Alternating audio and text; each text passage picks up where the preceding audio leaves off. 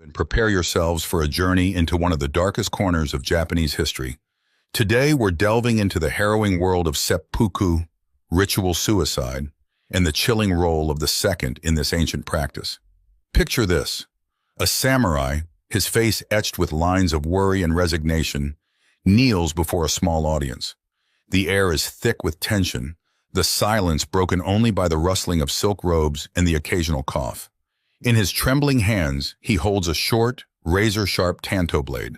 But he's not alone in this final fateful moment. Standing behind him, barely breathing, is another figure, the kaishakunin, or second. Now you might be wondering, why on earth would someone need assistance to commit suicide?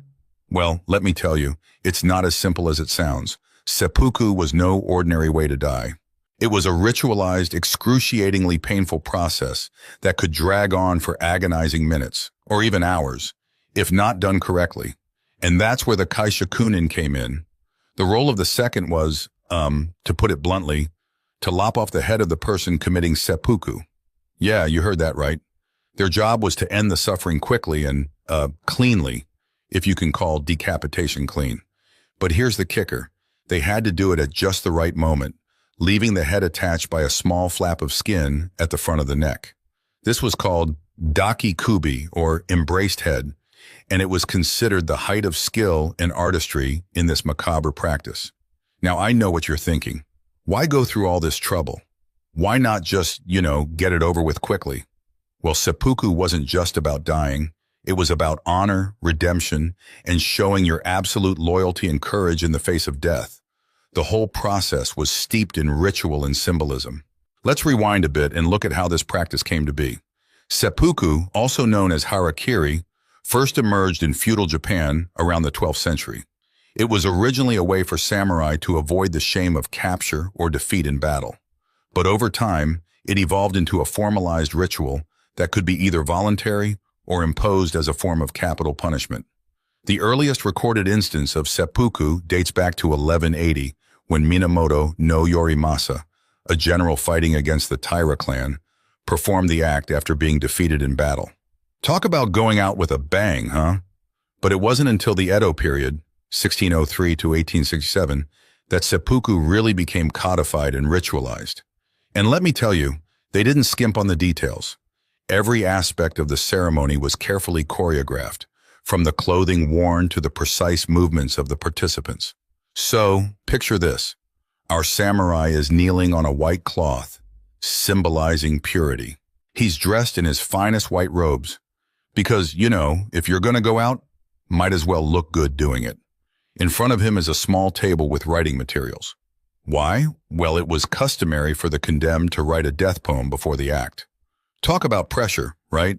Trying to come up with profound last words while staring death in the face. Now here's where it gets really intense.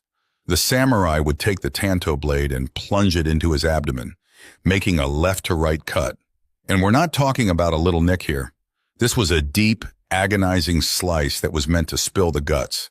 Yep, you heard that right. The whole point was to literally disembowel yourself. But wait, it gets worse. In some cases, the samurai was expected to make a second cut, from bottom to top.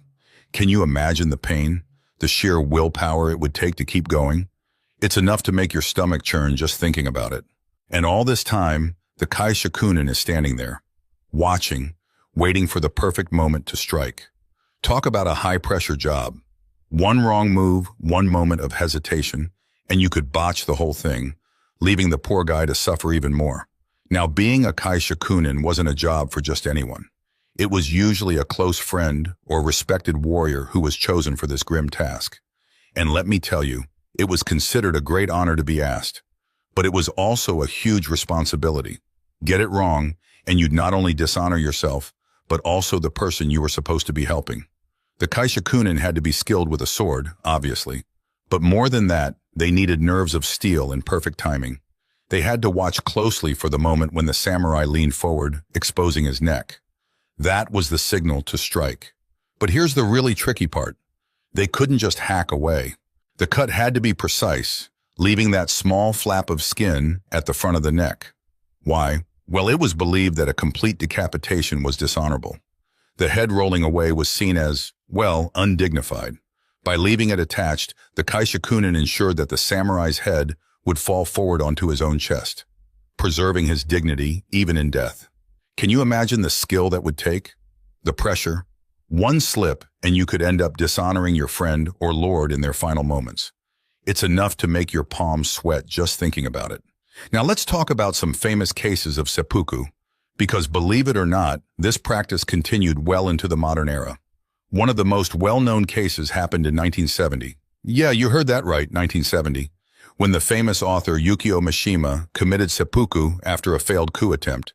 Mishima, along with 4 members of his private militia, took over a military headquarters in Tokyo. After failing to rally the troops to his cause, Mishima decided to end it all in the traditional samurai way. His kaishakunin was one of his followers, a young man named Masakatsu Morita. But here's where it gets really gruesome. Morita, despite his dedication to Mishima, was inexperienced with a sword. His first attempt at beheading Mishima failed. Can you imagine the horror? The pain Mishima must have been in, already having disemboweled himself, now having to endure multiple blows to the neck. In the end, another follower had to step in to finish the job. It was a messy, chaotic end to what was supposed to be a dignified, ritualized death. The whole incident sent shockwaves through Japanese society and remains a topic of fascination and debate to this day. But Mishima's case was an anomaly in modern times. For most of history, seppuku was a much more formalized affair. In fact, during the Edo period, there were actually professional kaishakunin who specialized in this grim task. One of the most famous was a samurai named Yamada Asayamon, who served as the official executioner for the Tokugawa shogunate. This guy was so skilled with a blade that he could perform daki-kubi with almost supernatural precision. It's said that he could decapitate a criminal so cleanly that their head would remain balanced on their neck, only falling when the body was moved. Now I know what you're thinking. How could anyone get that good at something so horrific? Well, practice makes perfect, I guess.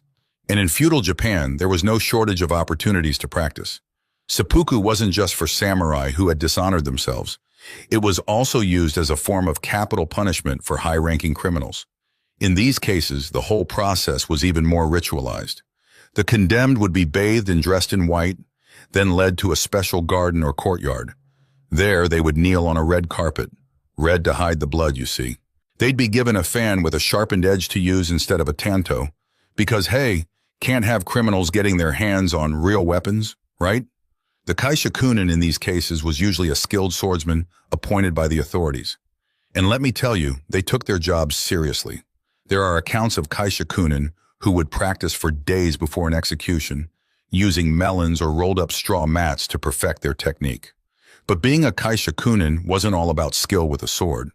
It was also a huge psychological burden. Imagine having to look into the eyes of someone you respect, someone you might even call a friend, knowing that in a few moments you'll be ending their life.